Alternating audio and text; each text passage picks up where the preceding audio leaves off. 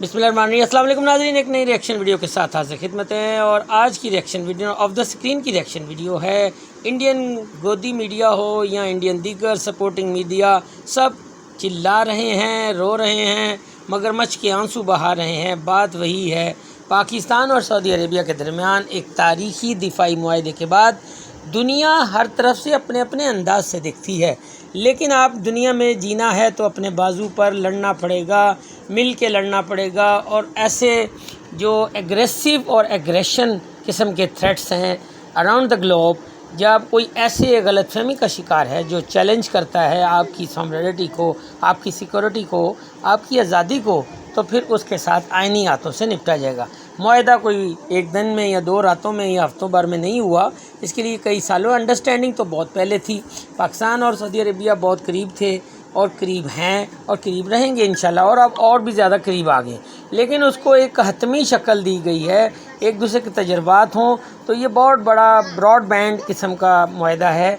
और इसमें वो तमाम फ़ौजी एस्पेक्ट आते हैं और एक एज हासिल हो गया है दोनों मुल्कों को, जिससे ना सिर्फ दहशतगर्दी हो या बैरूनी थ्रेट्स हों, उनसे निपटा जा सकेगा। तो गोदी मीडिया खामखा इस किस्म की बेसलेस और गैर ज़िम्मेदाराना रिपोर्टिंग करके अपनी ही आवाम को न सिर्फ बेवकूफ़ बना रहा है, बल्कि वो एक ऐसा तासुर पेश करने की कोशिश कर रहा है जो कि जिसकी वो उनकी अपने वो स्टाइल में बड़े मशहूर हैं।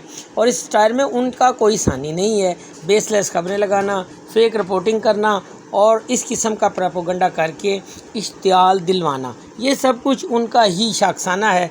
तो नाज़रीन, ये सूरत हाल आज अगर हुई है तो गोदी मीडिया की इन चीज़ों को देखकर हम तो बहुत ज़्यादा खुश हैं और इत्मीनान है कि भाई हमारा पड़ोस किस हद तक उसकी तकलीफ़ में इजाफ़ा हुआ है। इसके जो आने वाले दिनों में जो समरात हैं, जो ये सूरत हाल बदलेगी और इसके आने वाले वक्तों में कबल वक्त है। लेकिन ये है कि बहुत अच्छा और खुशाइन बात है, इसकी मुबारकबाद पेश की जाती है सऊदी आवाम को, सऊदी अरेबिया को और साथ पाकिस्तान को और पाकिस्तान की आवाम को। तो इसके जिस अल्फाज में इसे खुशाइन और खुशाइंदा समझा जाए वो बिल्कुल ठीक है। और पड़ोसियों का चीखना चिल्लाना उनका बनता है, क्योंकि ज़ाहिर है ये सारा कुछ मामलात। लेकिन इसमें एक चीज़ है कि ये 2 मुल्कों का दिफाई मुआहदा किसी तीसरे मुल्क के लिए एग्रेसिव या इसे हम तौसीफ़ पसंदाना आज़ाइम नहीं रखता, बल्कि अपने दोनों की एक तजर्बात, मिलिट्री ट्रेनिंग, मिलिट्री एस्पेक्ट्स और मिलिट्री इंस्टॉलेशन, उसमें टेक्नोलॉजी, वारफेयर टेक्नोलॉजी और दीगर जो सहूलियात और तजर्बात हैं उनसे इस्तिफ़ादा हासिल करके आगे जो चैलेंजेस हैं मुस्तकबिल के, उनसे निपटा जा सके। चैलेंजेस बहुत हैं, ख़ित्ते के चैलेंजेस बहुत हैं। मिडिल ईस्ट में जो सूरत हाल है सब उससे अच्छी तरह आगाह हैं। वक्त की मुआहदा ज़रूरत था और ज़रूरत को समझते हुए दोनों मुल्कों की जो आला तरीन क़यादत है। पाकिस्तान सऊदी करार के केंद्र में एटम बम, पाकिस्तान और सऊदी में नेटो जैसी डील पर विवाद। सऊदी अरेबिया ने पाकिस्तान के साथ में डिफेंस एग्रीमेंट पाकिस्तान की सिक्योरिटी के लिए नहीं, बल्कि अपनी निजी सिक्योरिटी के लिए और पाकिस्तान के पास में जो न्यूक्लियर बॉम्ब है उसको रेंट पे लेने के लिए किया। सऊदी को पाकिस्तान अपना न्यूक्लियर सुरक्षा चक्र देगा। दूसरी बड़ी बात, सऊदी अरब को बिना बनाए परमाणु सुरक्षा मिली। तीसरी बड़ी बात, आगे बढ़े स्तर पर इस्लामिक देशों को परमाणु सुरक्षा। चौथी बड़ी बात, सऊदी को शाहीन 3 मिसाइल भी दे सकता। सऊदी अरेबिया पाकिस्तान के न्यूक्लियर बॉम्ब का प्रयोग कर सकता है। देखिए, सबसे बड़ी बात है कि जितने भी मुस्लिम मुल्क है उसके बीच में पाकिस्तान हमेशा से एक बात को बेचता रहा है कि वो अकेला ऐसा मुस्लिम देश है जिसके पास परमाणु हथियार है, और उसी के नाम पर वो ऐसे में अपनी खास नुकसान करता है। तो सऊदी अरेबिया के ऊपर खतरा मंडराएगा, उस समय पर सऊदी अरेबिया पाकिस्तान से न्यूक्लियर बॉम्ब लेगा, बट उसके लिए कोई फॉर्मल अरेंजमेंट होना जरूरी था, जो कि सऊदी अरेबिया ने रिसेंटली कर दिखाया। कि पाकिस्तान ने कोई आतंकी घटना अगर भारत में करवाने का दुस्साहस किया तो वैसी स्थिति में फिर क्या होगा? फिर क्या सऊदी अरब का इन्वॉल्वमेंट होगा, या जैसा कि कहा गया कि सऊदी और पाकिस्तान वैसे किसी एक अब सबसे बड़ी खबर, पाकिस्तान और सऊदी डील पर दुनिया में नई चर्चा। क्या पाकिस्तान ने परमाणु बॉम्ब किराए पर दिए? क्या पाकिस्तान सऊदी करार के केंद्र में एटम बॉम्ब? पाकिस्तान और सऊदी में नेटो जैसी डील पर विवाद, और यूएई और कतर में भी पाकिस्तान ऐसी डील करेगा। एक बहुत बड़ी खबर, इस डील के तहत बड़े सवाल कि क्या पाकिस्तान ने परमाणु बॉम्ब किराए पर दिए?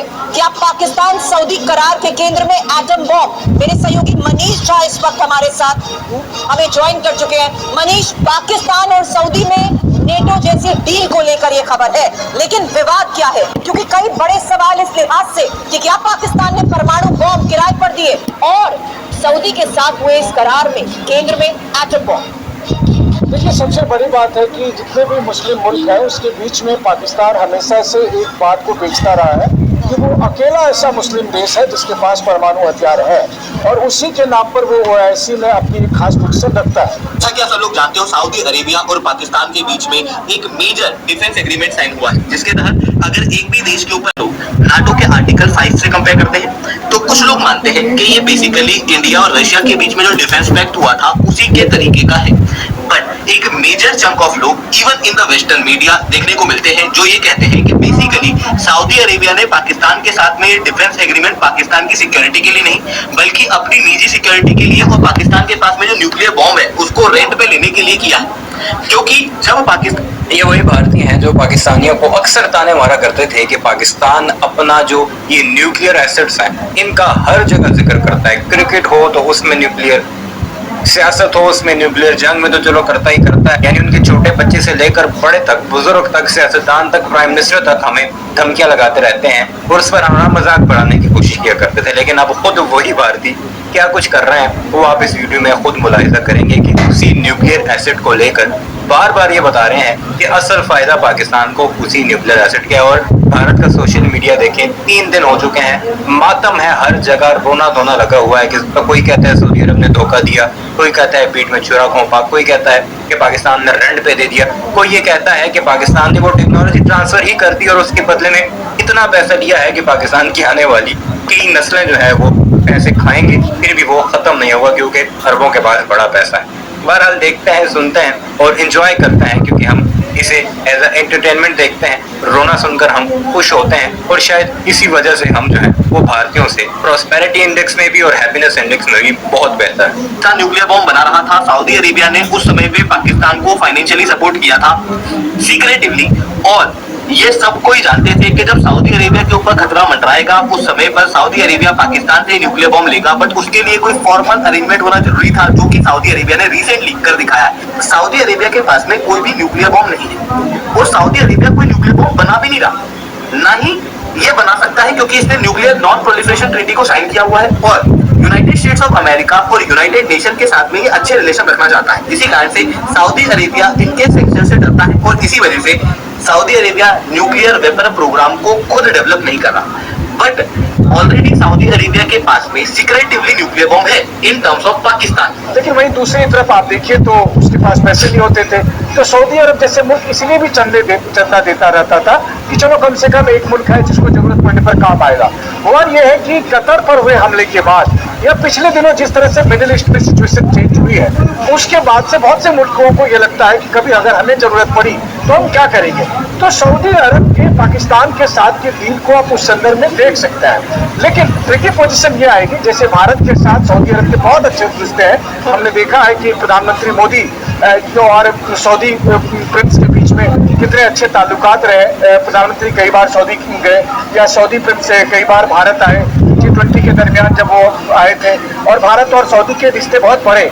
सवाल तब बनता है, मान लीजिए किसी आतंकी घटना पर ऐसा होता है कि पाकिस्तान ने कोई आतंकी घटना अगर भारत में करवाने का दुस्साहस किया, तो जैसा भारत कह चुका है कि हर आतंकी घटना को युद्ध के तौर पर लिया जाएगा, बिल्कुल वैसी स्थिति में फिर क्या होगा, बिल्कुल फिर क्या सऊदी अरब का इन्वॉल्वमेंट होगा, या जैसा कि डील में कहा गया कि सऊदी और पाकिस्तान में से किसी एक पर हमला कि सऊदी अरेबिया ने उस समय पे पाकिस्तान को फाइनेंस किया था।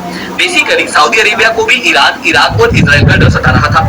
बट सऊदी अरेबिया, मैंने बताया कि डायरेक्टली न्यूक्लियर बॉम्ब नहीं बना सकता था। इसी कारण से सऊदी अरेबिया को चाहिए था कि इनडायरेक्ट रूप से उनके पास में एक न्यूक्लियर बॉम्ब हो, और इसी कारण से उसने एक सुन्नी इस्लाम कंट्री दैट इज पाकिस्तान को पकड़ा, जो कि नॉन प्रोलिफरेशन ट्रीटी का भाग नहीं थी और तेजी से न्यूक्लियर बॉम्ब बना रही थी। तो उस समय पे पाकिस्तान को ऑयल सब्सिडी और फाइनेंशियल एड सऊदी अरेबिया ने भारी मात्रा में प्रोवाइड की। लगभग $30 बिलियन के आसपास की एड जो है वो उस समय पे दी गई थी। और उसी समय पे जो अब्दुल कादिर खान है उसने ये जो फाइनेंशियल एड है जो सऊदी अरेबिया से आती थी उसको न्यूक्लियर प्रोग्राम की तरफ फनल कर दिया, और उसके बाद में सऊदी अरेबिया के पैसे को पाकिस्तान ने प्रयोग किया न्यूक्लियर बॉम्ब को बनाने में।